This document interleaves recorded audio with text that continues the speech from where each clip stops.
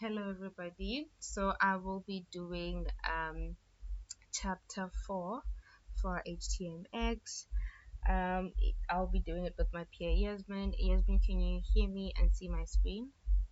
Yes, Martha, I can hear you and I can see your screen. Okay, thank you. So in chapter 4 we're dealing with building a search widget. So this chapter covers how to build a real-time search feature using HTMX. So the search widget will let the users type into a search field, send a request to the server while typing, and then it will filter results, updates the page instantly without reloading. This is what we call a live search or a dynamic search. So the goal of the project is the app contains a search input box, a table showing users results that update as the user types. So when the user type text, HTMX sends the search query to the backend. The server filters users, matching results as returned as matching results are returned as HTML, and then HTMX will insert the results into the table.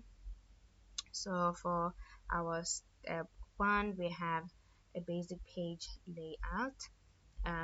So sorry. So a search input and a table to display result. We have, sorry, I just need to go to my index HTML.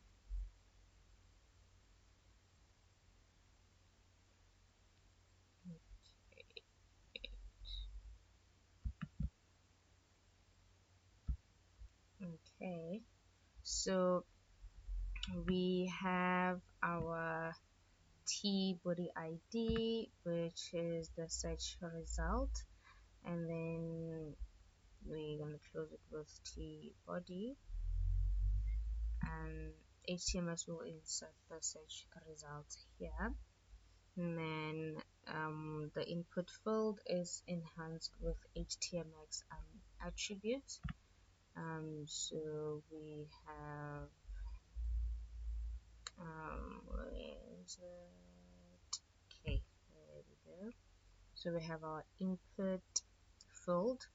We have the type, the class, the name, the placeholder, the HX post, the HX trigger, and the HX target. So the HX post search, this is the one of the important attributes that I used here, which will send the search request to the slash search endpoint. And then we also have the HX trigger input changed, delay for 500 milliseconds, and then search.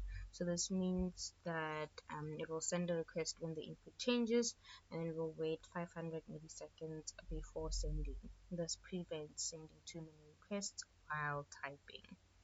And then we have our target, which is hashtag search result. So only the table result update. And then we have our step 3, which is the backend search logic. So the backend receives the search request. So for example, the app post search search term, that's one. So the search term is taken from the input field, and then fetching user data. Users are retrieved from a public API. Here constant response, constant users. So await fetch, they're gonna fetch it from the public API, and then the server filters users based on the search text. So we have our search result, users dot filter user, We have the name, we have the email, and then we have return name dot include search term, and email includes search term. So their name contains, the users will match if their name contains the search term or their email contains the search term. And then the results are then converted into table rows, which is going to be here. This is going to be our table. So there's going to be our table rows, and then they're going to be sent back here. So HTMX will insert these rows into the table. So what we experience as users, we type, HTMX will send a request, the server filter result, and then the results appear instantly and we don't have to refresh the page. So we can use this for searching users, searching products, admin dashboards, auto-complete search bars, CRM systems, and file searches. Yasmin, I hope everything was clear on your side. This is the end of chapter 4. Do you have any questions?